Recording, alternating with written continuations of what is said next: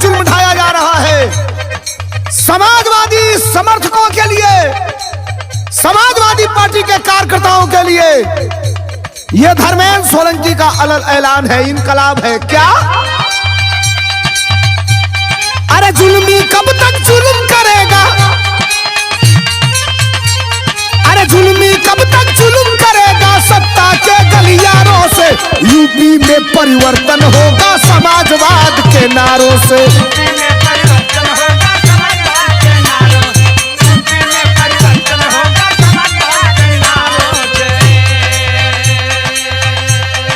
जुल्मी कब तक जुल्म करेगा सत्ता के गलियारों से, जुल्मी कब तक जुल्म करेगा सत्ता के गलियारों से, यूपी में परिवर्तन होगा समाजवाद के नारों से।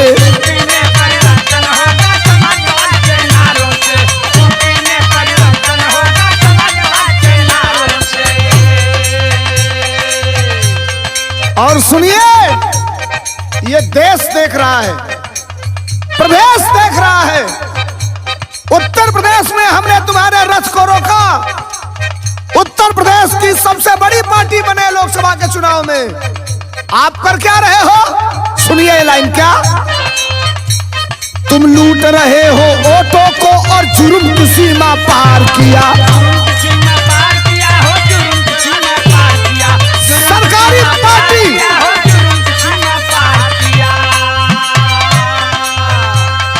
भाजपा ने धर्म को भी राजनीति का व्यापार किया।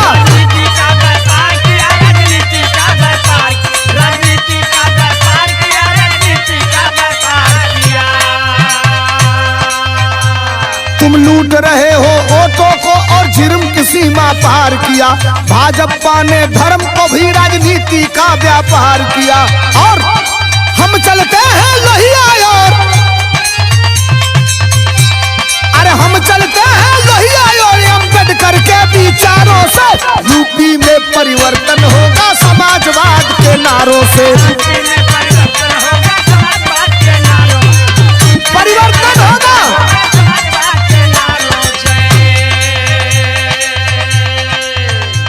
हर जुर्म की इंतहा होती है और हर अंधेरी रात के बाद उजाला होता है। अंधेरा अगर यह समझे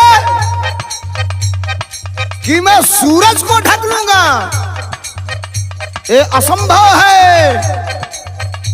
ये जब तक आपके पास हुकूमत है, सत्ता है, पावर है, ठीक है आप हमें सता रहे हो, लेकिन इनकलाब जिस दिन पैदा होगा अखिलेश यादव के नेतृत्व में, उत्तर प्रदेश के अंदर सड़कों पर समाजवादी पार्टी जिस दिन आएगी, साहब हम संवैधानिक तरीके से अपनी बात रखेंगे। ये याद रखिएगा, आपने तो असंवैधानिक की सारी सीमाओं को तोड़ दिया है। एक आदमी एंड कैमरा आके बोल रहा है कि मैं 6 वोट मार के आया हूं, कुछ नहीं हो रहा। एक वर्कर अगर कुछ लिख दे रहा है सोशल मीडिया पर, उसे जेल भेज दिया जा रहा है। ये जुर्म की पराकाष्ठा है साहब। इस लाइन को सुनिए। क्या? समाजवाद एक क्रांति है, जनहित में आगे आती है। समाजवाद उसका नाम है।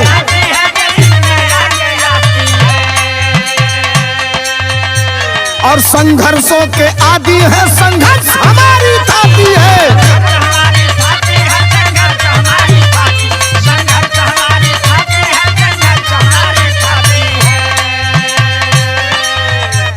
अरे समाजवाद एक क्रांति है, जनहित में आगे आती है। संघर्षों के आदि है, संघर्ष हमारा थाती है। और हम लड़ते हैं संविधान में, अरे हम लड़ते हैं संविधान में मिले हुए अधिकारों से। यूपी में परिवर्तन होगा समाजवाद के नारों से। यूपी में परिवर्तन होगा।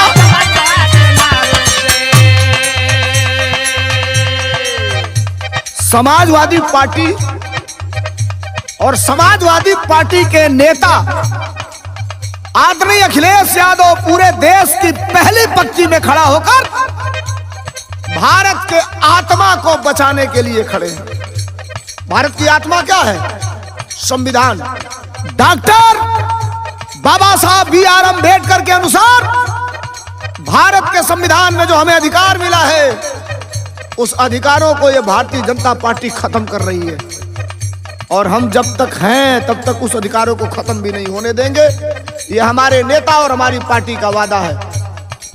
हम समाज के अंतिम व्यक्ति की बात करते हैं, हम पीडीए की बात करते हैं, हम समाज के हर वर्गों को साथ लेकर के चलते हैं। ये समाजवादी पार्टी है और समाजवादी पार्टी के नेता समाज के अंतिम व्यक्ति को अपने पास बिठाकर ये संदेश देते हैं कि समाज का हर वर्ग हमारे लिए बराबर है। तब ये लाइन सुनिए क्या?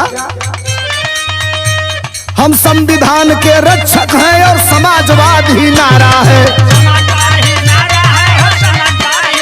हमारा।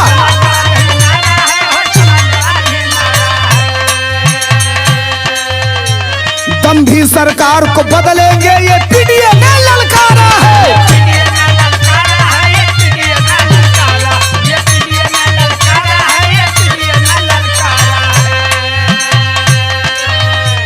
हम संविधान के रक्षक हैं और समाजवाद ही नारा है।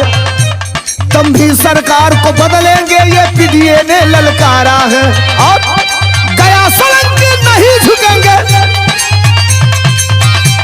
अरे गया सोलंकी नहीं झुकेंगे बिके हुए अखबारों से। यूपी में परिवर्तन होगा समाजवाद के नारों से।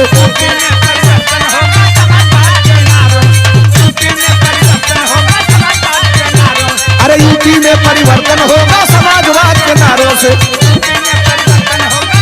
समाजवाद के नारों से। जुल्मी कब तक जुर्म करेगा सत्ता के गलियारों से। यूपी में परिवर्तन होगा समाजवाद के नारों से।